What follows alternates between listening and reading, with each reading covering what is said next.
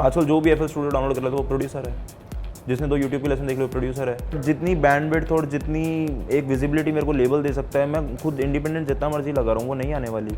मैं शिल्पा राव के गाने बचपन से सुन रहा हूँ, उनसे केपेबल तो मुझे कोई लगता ही नहीं है लाइव सिंगिंग में कोई हो सकता है इस देश में। कुतले खान के साथ काम करा तो पता लगा कि माइक की ज़रूरत ही नहीं है भाई इस इंसान को।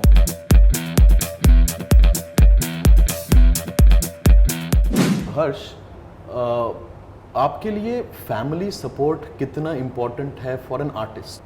मेरे हिसाब से बिना फैमिली सपोर्ट के कुछ भी करना इम्पॉसिबल है, क्योंकि we have been growing up in a very एक क्लोज सोसाइटी, एक क्लोज्ड कल्चर, जिसमें हमारे पेरेंट्स हमारे फैमिली चार्ट का टॉप होते हैं। वो उनकी गाइडेंस हमारे लिए सबसे इंपॉर्टेंट चीज़ होती है लाइफ में। तो जब तक मुझे लगता है वो खुश नहीं है और अगर उनका सपोर्ट नहीं है ना, तो कहीं ना कहीं एक चीज़ लैक करेगी लाइफ में। वो सपोर्ट वो वर्ड कभी फिल नहीं हो पाएगा मेरे हिसाब से। तो सबसे इंपॉर्टेंट चीज़ मेरी लाइफ में तो फैमिली सपोर्ट ही है। And were you blessed enough to have the support in terms of कि आपने जब उनको बोला कि मुझे म्यूज़िक करनी है या मुझे म्यूज़िक में ही अपना करियर बनाना है? ओवरनाइट तो चीज़ें नहीं हुई ऑफ कोर्स, कि मैं आज पढ़ रहा हूँ, मैं पढ़ाई लिखाई कर रहा हूँ, मैं कॉलेज जा रहा हूँ, कल मैं बोल रहा हूँ मैं म्यूजिशियन बन रहा हूँ, ठीक है बेटा ले गाड़ी से अभी जा घूमा, तो ऐसा तो ऑफ कोर्स नहीं हुआ। ठीक है, वो उनका थोड़ा ये लगता है कि पैसे कमाने चाहिए इसको, ये पैसे कमाएगा तो इसकी ज़िंदगी आगे बढ़ेगी। तो जब उनका वो वाला थोड़ा सा पर्सपेक्टिव सेट हो जाता है ना कि ठीक है इसको पैशन से खुशी तो मिल रही है, बट अगर पैशन से इसको पैसा भी मिल रहा है तो ये कर लेगा। और वो थोड़ा सा टाइम लगता है, 6-8 महीने मुझे भी लगे। ऐसा नहीं था कि वो ड्रास्टिक चेंज आ गया था ओवरनाइट कि मैंने बोला हाँ मैं म्यूजिशियन हूँ, उन्होंने कहा ठीक है आज से तो म्यूजिशियन हो गया, ऐसा तो नहीं हुआ। 6-8 महीने ठीक है, तुम थोड़े रिजल्ट्स दोगे, थोड़ा सा कुछ प्रूव करोगे तो इवेंचुअली दिल बेंड मेरे हिसाब से। सो आज आपका रिलेशन कैसा है? मेरा तो बहुत बढ़िया रिलेशन है इन टर्म्स ऑफ वो सोते ही करते हैं मेरे शो का, सोते ही नहीं है, कमेंट करते हैं मेरे पोस्ट में, मैं डिलीट करता हूँ जाके। मैं कहा यार ये पर्सनल लाइफ मेरी यहाँ क्यों आ रही है, समझ ही नहीं आ रहा है। बट वो सोते नहीं है जब तक शो के बाद मेरे से बात नहीं करते हैं। तो आपको ये नहीं बोला गया था कि आप एजुकेशन कंप्लीट कर लो या मतलब और भी करो, आगे जाओ? मुझे तो अभी भी बोलते हैं लड़की वाले रिश्ता देखने आएंगे तो क्या बोलेंगे ये रोज सुन रहा हूँ मैं लाइफ में। कर लेना, क्या चला जाता है, एक बार पेपर ही तो देने जाना है। तो वो एस्पेक्ट तो जाता ही नहीं है शायद इंडियंस का कभी। I read about KL Rahul, उसकी भी फैमिली उसको कह रही है कि वो कर ले, आई रिलेटेड टू मच। मैं कहा यार मम्मी अब तो सब सही चल रहा है, मतलब अब तो हो रहा है, मतलब सब।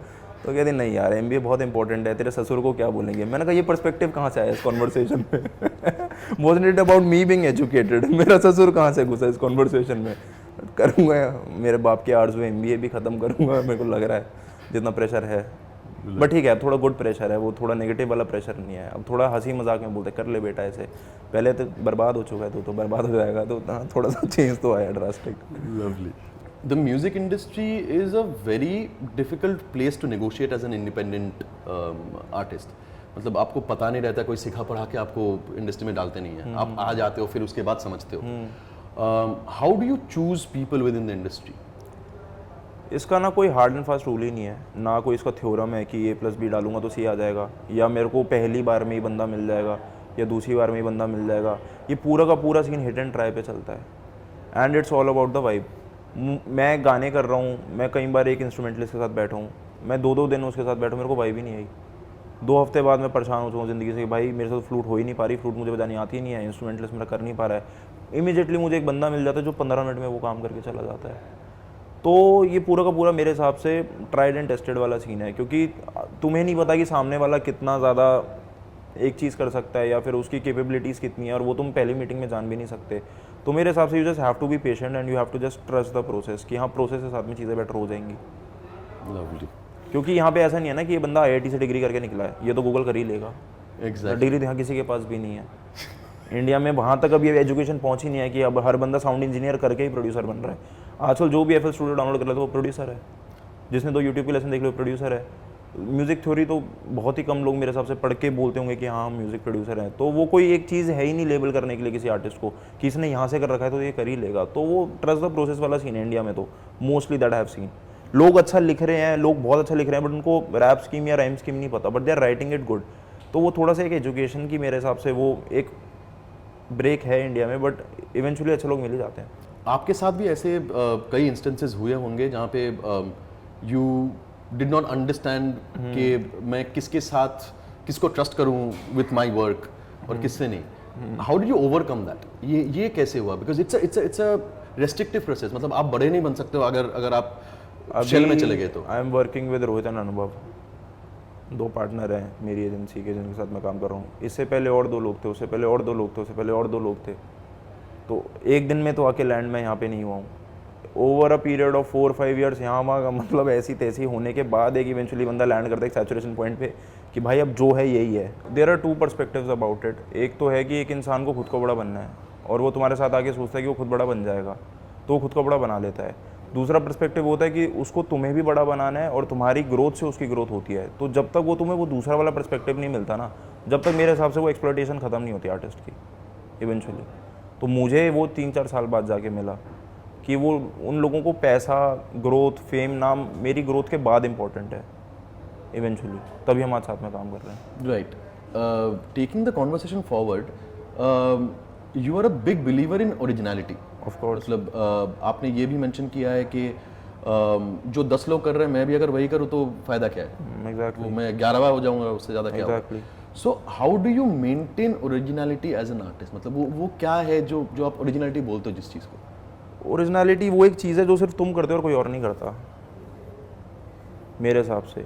कि अगर मैं नींद में भी रहमान साहब की आवाज़ सुनता हूँ ना, तो मुझे पता है, अगर मैं नींद में रॉकस्टार की म्यूजिक सुन रहा हूँ, मुझे पता है रहमान के अलावा कोई नहीं कर सकता यार इस देश में। वो चीज़ है ओरिजिनलिटी मेरे हिसाब से। As an artist how do you maintain originality over time? मैं खुद का ही गाना दोबारा नहीं सुनता तो फिर अगला नया ही बनता है। मतलब एक बार मैंने गाना रिलीज़ कर दिया तो मैं दोबारा सुनूंगा ही नहीं उसको। और एक तो मैं मिक्स वाले प्रोसेस में 500 बार सुन लेता हूँ, तो वो मुझे खुद को नहीं पसंद रहता रिलीज़ के टाइम तक। तो फिर अगला उसके अलग ही बनता है।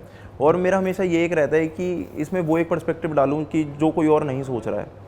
अब इंडिया में जितना भी सिंथेटिक म्यूज़िक बन रहा है वो एफएल पे, तो वो दुनिया के पास एक्सेसिबल चीज़ है, वो वीएसटी सारे के सारे। उसके अलावा मैं क्या कर सकता हूँ?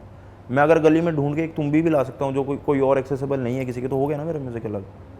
इंडिया में इतने इंस्ट्रूमेंट्स हैं, लोग एक्सप्लोर ही नहीं कर रहे हैं। पर आपको ये डर या ये डाउट नहीं रहता कि ऑडियंस वो एक्सेप्ट करेगा या नहीं? एक्सेप्ट करी तो बढ़िया, नहीं करी तो एक बार कुछ और करेंगे। सिंपल सी बात है। ऑडियंस के लिए तो गाने बना रहा हूँ, ऑफ कोर्स मेरे को उनको गाने सुनाने हैं, मैं बना रहा हूँ।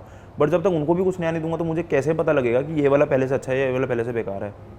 इवेंचुअली एक बार तो मैं लोगों को बताऊंगा ना कि यार ये मैंने कुछ अलग करा है, एक बार देखो ना कैसा है, क्या पता अच्छा हो। अब वो सेम मेथोडोलॉजी मैं पकड़ के चलता रहूँ, 4 वर्स, कोरस खत्म, इंट्रो आउट्रो, 2 गिटार की स्ट्रिंग, वो तो दुनिया ही कर रही है ना। फिर इवेंचुअली कभी तो रिस्क लूँगा, तो ले रहे हैं। अकॉर्डिंग टू यू, आज you at this point of time you are working independently, आपका व्यू टुवर्ड्स लेबल्स क्या है? How do you see labels within the music industry? देखो, हर चीज़ के गुड एस्पेक्ट्स हैं, बैड एस्पेक्ट्स हैं। मैं इंडिपेंडेंट हूँ तो मेरे पास मेरे मास्टर का 100% है। मैं लेबल के पास आऊँगा, मेरे पास मेरे मास्टर का कुछ भी नहीं रहेगा। ये एक रियलिटी है और ये सबको पता है, ठीक है। ये ऐसा नहीं है कि वो छुपा के रखते हैं या एक क्लॉज बताते नहीं है किसी को, तुमको पता है कि ये चीज़ है। बट जितनी बैंडविड्थ और जितनी एक विजिबिलिटी मेरे को लेबल दे सकता है, मैं खुद इंडिपेंडेंट जितना मर्जी लगा रहा हूँ, वो नहीं आने वाली। जितनी ऑडियंस उनके पास है, एनी फोर से लेबल 100 मिलियन से सब्सक्राइबर कम किसी के है ही नहीं। 100 मिलियन सब्सक्राइबर मुझे करने में मुझे लगता है 2 जन्म लगेंगे कम से कम। तो label is a tool to reach out even wider audience in a less amount of time. उसका जो हर चीज़ की अपॉर्चुनिटी कॉस्ट होती है, यहाँ पे आपकी अपॉर्चुनिटी कॉस्ट आपके राइट्स हैं मेरे हिसाब से। तो अब वो आपको डिसाइड करना है कि you want to go with that और you want to go with that, but everything is milk and water right in front of you. अब तुम्हें विजिबिलिटी भी चाहिए, तुम्हें अपने राइट्स भी रखने और सारी चीज़ें एक साथ मिल भी जाएँ, तो मेरे हिसाब से वो भी पॉसिबल नहीं है। आपको लगता है कि जब से OTT इंडिया में आया है, that is opened up a different Avenue for artists? Of course, मतलब इवेंचुअली OTT आने के बाद हमारे पास इतनी अपॉर्चुनिटीज़ आई हैं, हमें नहीं पता था कि आ सकती हैं। अब मैं एक इंडिपेंडेंट आर्टिस्ट हूँ, मैंने गाना रिलीज़ कर दिया, मेरा तो कोई ताल्लुकात ही नहीं है ना फिर बॉलीवुड से। मैं तो बॉलीवुड के लिए गाना रिलीज़ ही नहीं करा। इवेंचुअली मेरे को एक दिन फ़ोन आता है कि आपका गाना मूवी में आ सकता है और बहुत सारा पैसा मिल सकता है, तो आप इंटरेस्टेड हो? मैंने कहा भाई ये क्या स्कीम है?